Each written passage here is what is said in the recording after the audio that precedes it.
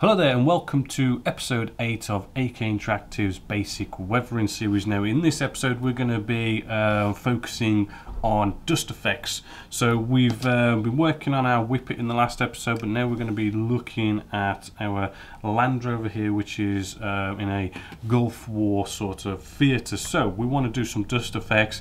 Let's start off with some of our wheels, because this is where we're going to get sort of like a lot of dust and stuff coming up from the sand. So getting our shot glasses out again, or whatever you've got as like some sort of a mixing pot. The colour we're going to be using is Light Dust by AK Interactive, and that is AK040. Alright, and all we need to do, this is a nice simple, very simple way of getting a dust effect. Right, you don't need much at all. Let's get out of the pipette. We're just going to get some water. Right, put a couple of drops in that, just enough to sort of be able to basically paint all 5 of our wheels.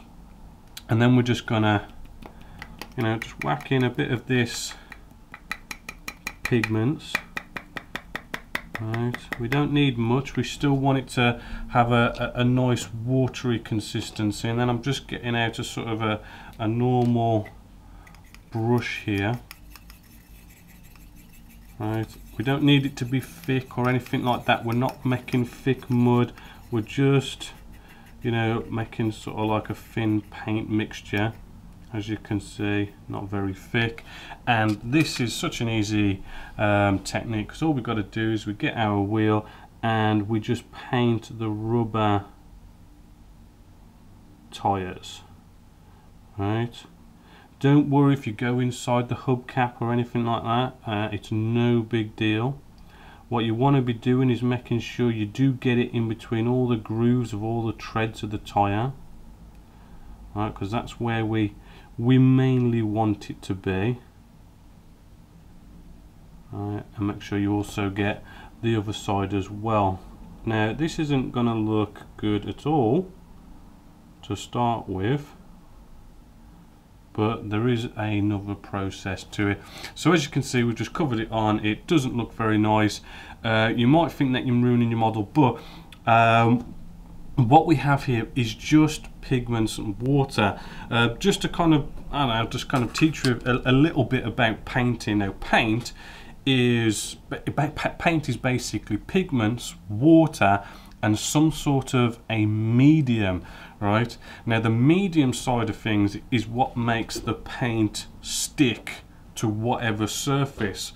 So what we're doing here, by cutting out the medium and just having water and paint, we're basically painting our model, but it doesn't have something to allow it to stick to whatever surfaces you're painting it onto. So although that does look like it's all been painted on, actually it's pigments that has gone on that isn't sticking to the surface, so it allows us to play around with it in a bit. Once this is dry, I'll show you that. So that's hopefully that sort of teaches you a bit about pigments and water and mediums, just to sort of it allows you to understand what's going on with the paints, the pigments, and how they're working, and how you can manipulate them. So I'll let that dry and paint up the rest, and we'll move along with the next stage to this.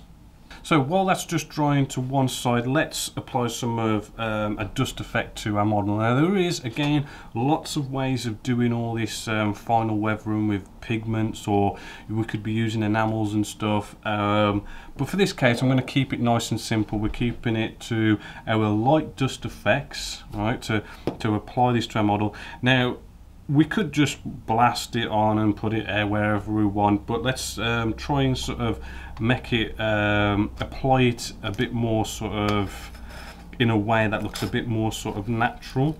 So what I'm doing here is I'm just getting some Tamiya masking tape. I do believe it's the 10mm or the 16mm one.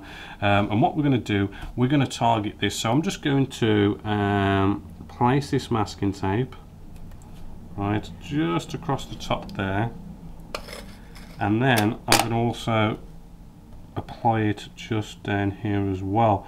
So what I've basically done there is I've masked off a panel, right, so to speak, and this is what you want to do with this sort of effect. We open up our light dust and we're just going to dip it in.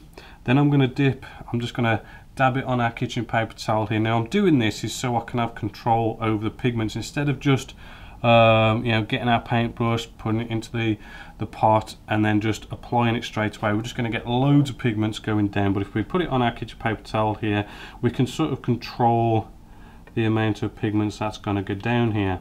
And I'm just going to sort of now dab this on into our corner areas, right, and you know, get it around the wheel arches, right, all these areas in which, you know, sand is going to get kicked up by the wheels and motion and everything, and it's more sort of going to be accumulating at the bottom as well. So I'm sort of putting it on there as well, and it's as easy as that, you know. Hopefully, as you can see, you know, we've got that pigment down there, it's got a bit of a dust to it, and then when we remove the masking tape, we basically end up with these nice sort of sharp edges, just to sort of represent how it's building up in the corners and the nooks and the crannies and stuff. And then we can go off and sort of do the same again, but we can sort of you know, have another panel just here at the top, right, and we can just mask that down.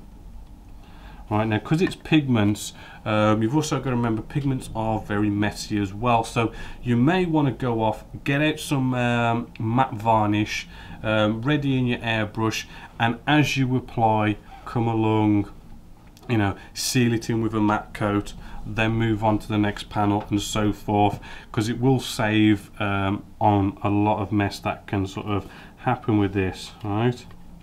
So we can just dab this on just to show you again, just right up into those corners,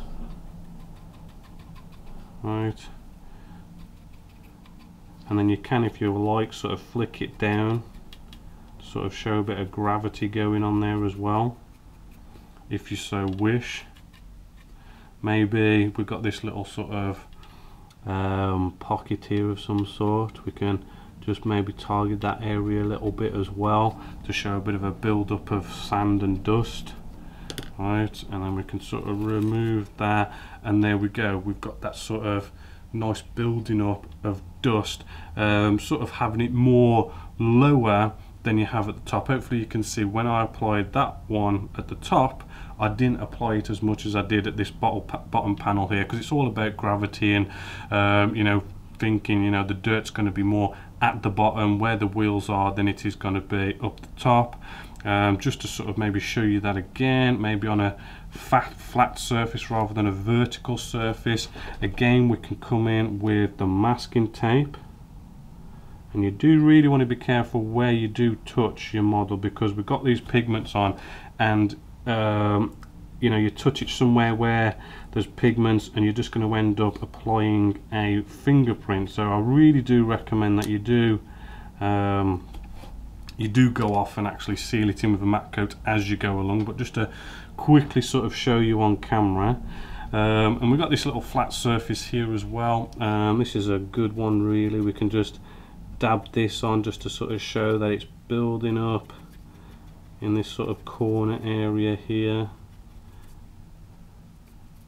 Nice bit of sand and dust, and then we remove the masking tape, and it sort of gives you that nice edge of there being some dust there, hopefully, as you can just see there. And that's basically what you want to do all the way around the model. Just pick out those panels, get a bit of masking tape, give them those sharp edges, and it should look rather good. I mean, actually on the top here as well, you might, just to sort of show you, because this is sort of like a fabric area, right, we can put because what we've got on the roof here, you can just sort of see there is that sort of ridge just at the top there. If we do put a bit of masking tape on top of here just to sort of represent that ridge, right, you want to also kind of think, right, direction of travel. This car, this Land Rover is moving in this direction, so the sand and the wind's going to be blowing across here. So again, you know, we can sort of dab this onto our roof here like so, to sort of show that it's hitting that ridge and it's sort of making a bit of a sharpish line. But then when we remove it, what we could also do, just to sort of show it's got a direction of flow, let's just sort of maybe clean our brush off a bit here by just brushing it, most of the pigments off, and we can sort of then sort of start to flick the pigments in the direction of flow sort of thing. So we've got that bit of a sharp edge, but then we're also sort of showing how, you know, it's sort of flowing along as it drives along, right? Just like so, and we do that all the way along to all these different little ridges. You know, hopefully we'll get that nice sort of dust effect. So I'm going to go around and do this to all of that model, and remember, it is a good idea to seal it in as you go along with some matte varnish, and then I should be able to get back to the wheels.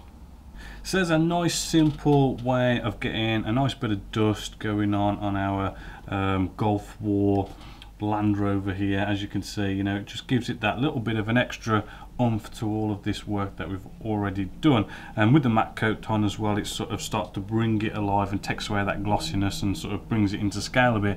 Now moving along with the wheels. Now the wheels are really simple. As you can see, we brushed on our pigments and water, nice and simple. And then actually it is as simple as just give it a rub with your finger, maybe try and spin it round on the cocktail stick to get it in tight enough, and hopefully, as you can see, we're already sort of cleaning up. The only thing is you've got to sort of bear in mind as you sort of clean it up with your finger is, you know, don't leave any fingerprints. So basically don't press down because that'll leave a fingerprint, but if you sort of, you know, sort of brush your fingers along, it should clean that up, you know, relatively well. You can come in with maybe a dry brush just to maybe touch up some of those areas that haven't quite sort of cleaned up a bit, and all you're trying to do is just sort of leave behind this sort of last bit of dusty effect around the tyre.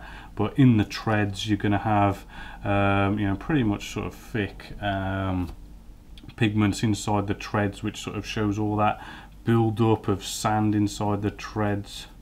Just maybe brush this a bit more with the dry brush, and there we go. I mean, that's looking pretty good. I'll quickly show you that again on say another one. Right, there you go, pigments and water. Just sort of try and hold it on with a cocktail stick helps, and then you just sort of brush that around with your finger, and as you can see, it just starts to give it that really cool sort of dusty look. And if you need to sort of get into some of the tighter areas, maybe with a dry brush, there we go. Right, and we just spin that around as well, just to sort of get it just on the treads. Right, and that's the cool thing about pigments and water and leaving out the medium. It just stops it from sticking. You can do all sorts of cool stuff with that. So I'm going to continue sort of doing that to all our wheels here, and then again, you know what, you know, because it's just pigments and water, these pigments aren't quite sort of sticking, them sort of just holding to the surface. So, you know, seal it in with a matte coat to make sure they are stuck in and locked in. So that's dust effects for all your desert warfare, Gulf warfare type dust effects that you can do. as I say, there are different ways of doing it, using enamels or other ways of doing it. You could use acrylics and stuff, but you know, that is a really quick and easy a way of doing it where you just use pigments.